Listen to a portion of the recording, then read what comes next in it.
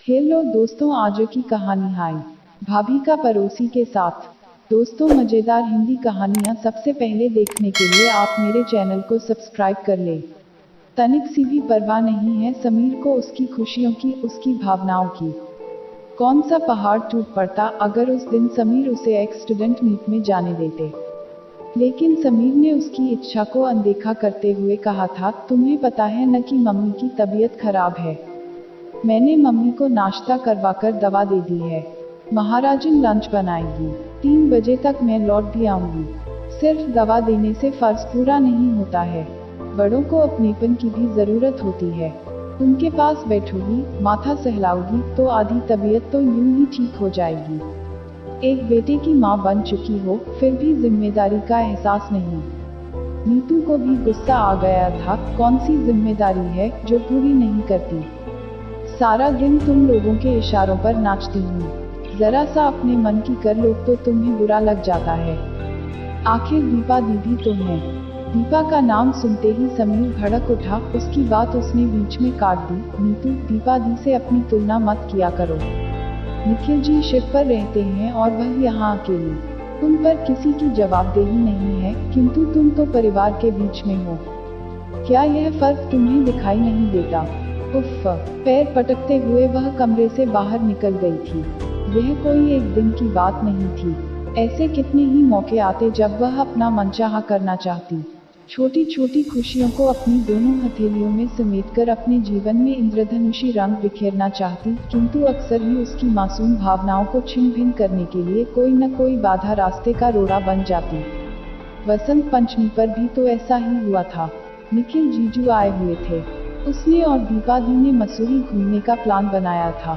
समीर भी तैयार हो गए थे, किंतु एन वक्त पर उसकी नंद लतिका दी का फोन आ गया कि वह 2 दिनों के लिए दिल्ली आ रही हैं और समीर ने प्रोग्राम कैंसिल कर दिया।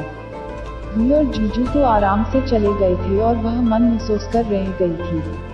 ऐसे समय अक्सर ही उसकी रातों की नींद उड़ जाती है और वह सोचती रहती है कि जिंदगी की तस्वीर को बदल देने वाले इतने महत्वपूर्ण फैसले में उससे चूक हो गई। समीर का लाखों का बिजनेस, इतनी बड़ी कोठी, घर में नौकर चाकर, इन्हीं को वह खुशियों का मापदंड समझ बैठी थी। लेकिन अब समझ आया कि खुशियां स्वच्छंदता में है, मौजमस्ती में है। क्या उसकी नियति यही है कि वह खामोशी से अपने मन को मरता देखती रहे। 2 दिन बाद उसकी किटी पार्टी थी। ध्रुव को खाना खिलाकर वह अपनी सहेली सारिका के घर पहुंच गई।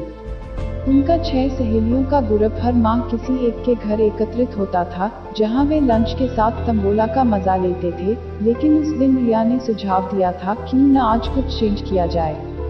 लंच के बाद मूवी देखने चलें। Wow, good idea! सभी खुशी से चिल्लाएं। नीतू ने मम्मी को फोन करके बता दिया। उन्होंने भी प्रसन्नता से उसे जाने की इजाजत दे दी थी। अभी वह मल्टीप्लेक्स पहुंची ही थी कि उसका फोन बज उठा। मम्मी का कॉल था, किंतु उनसे बात करती तो मूवी शुरू हो जाती। हॉल में भी उसे 1-2 बार लगा कि उसका फोन बज रहा है, लेकिन उसने अनदेखा कर दिया। बाहर निकलने पर देखा, उसके मोबाइल पर 5 मिस्ड कॉल थी। घर पहुंची तो पता चला ध्रुव झूले से गिर गया था। उसके सिर में चोट लगी देख उसका कलेजा मुंह को आ गया। मम्मी ने तो कुछ नहीं कहा, लेकिन कमरे में आते ही समीर ने आड़े हाथ हो लिया। सहेलियों के साथ इतना खो गई कि घर का होश ही नहीं रहा। फोन उठाने की भी फुर्सत नहीं मिली। किटी के बाद मूवी जाना जरूरी था क्या? समीर, तुम बेकार ही बात को बढ़ा रहे हो। मुझे क्या पता था कि ध्रुव को चोट लग जाएगी। जानती हो, तुम्हारे फोन न उठाने से मुझे मीटिंग छोड़कर घर आना पड़ा। मैं भी तो घर के सारे दायित्व अकेले उठा रही हूँ। एक दिन तुम्हें आना पड़ा तो क्या हो गया? कौन से दायित्व? सुनूं तो, ऐश करने के सिवा तुम करती क्या हो? वह कहना चाहती थी, बंधन में रहकर भी भला कोई ऐश कर सकता है क्या? किंतु कुछ तो ध्रुव के चोटिल हो जाने का दर्द और कुछ अपनी लापरवाही का मन ही मन मलाल, वह खामोश रही। अगले शनिवार को वह पेरेंट्स टीचर्स मीटिंग से लौटी तो दीपा दी भी उसके साथ थी। ध्रुव और दीपा की लड़की पीहू दोनों एक ही स्कूल में पढ़ते थे। नीतू और दीपा को मम्मी ने अपने कमरे में बुलाकर कहा, नैनीताल से तुम्हारे चाचा का फोन आया था। 2 दिन बाद उनकी शादी की 50वीं सालगिरह है, जिसे वे लोग धूमधाम से सेलिब्रेट कर रहे हैं। तुम दोनों को उन्होंने खासतौर पर बुलाया है। नीतू बोली, हम कैसे जा सकते हैं मम्मी, बच्चों की परीक्षाएं सिर पर हैं, उनकी स्कूल से छुट्टी करवाना ठीक नहीं है। ध्रुवर और पीहू की तुम दोनों चिंता मत करो, ये दोनों यहीं रहेंगे हमारे साथ और स्कूल भी जाएंगे।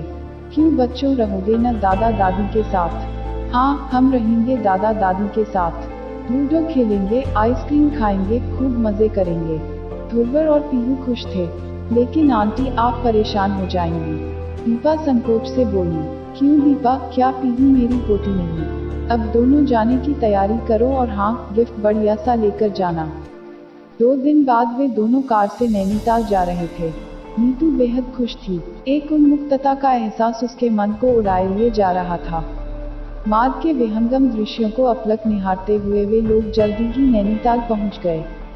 चाचा चाची और उनके परिवार के संबंध हमेशा से ही घनिष्ठ और आत्मीय रहे हैं।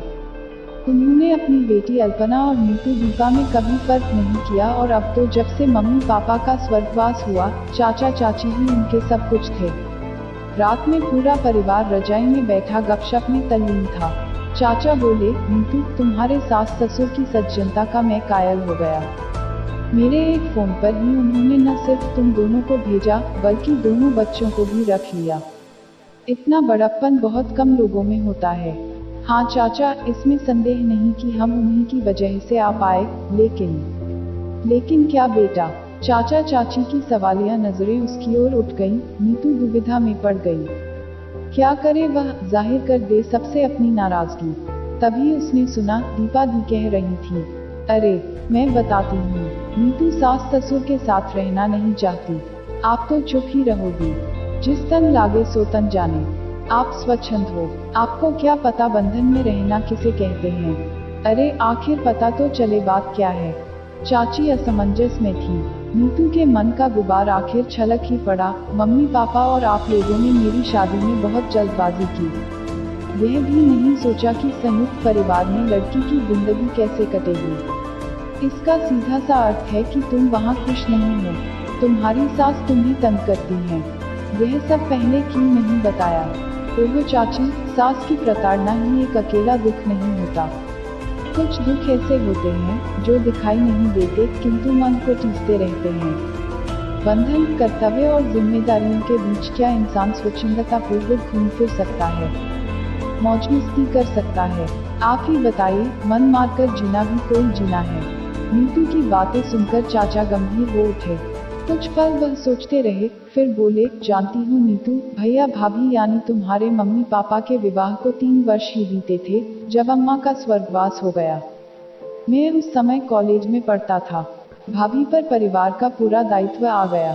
सोचो बेटा, उस समय उनकी क्या उम्र रही होगी, क्या उनके मन में उमंगें नहीं रही होंगी, किंतु उन्होंने अपनी खुशियों से अधिक अपने कर्तव्यों को अहमियत दी, अपनी जिम्मेदारियों को कभी बोझ नहीं समझा। एक बड़ी बहन की तरह मेरे और तुम्हारी चाची के सिर पर सदैव उनका हाथ रहा। नीतू, भाभी के कर्तव्यों में आस्था थी। उनकी इस आस्था ने पूरे परिवार को स्नेह के एक अटूट बंधन में बांध दिया। बेटा, घूमने फिरने और मौज मस्ती का ही नाम जिंदगी नहीं है। त्याग, समर्पण, प्रेम और रिश्तों को सहेजने का नाम भी जिंदगी है। अपनों को प्यार देने और प्यार पाने का नाम भी जिंदगी है। चाचा की बातों पर नीतू निशब्द थी। अपने ही शब्दों के कारण उसे अपना अस्तित्व बौना महसूस हो रहा था। सचमुच मम्मी ने अपने परिवार के लिए इतने त्याग और समझौते न किए होते तो उनके जाने के बाद भी क्या उसे और दीपा दी को चाचा चाची के घर मायके सा सुख मिलता।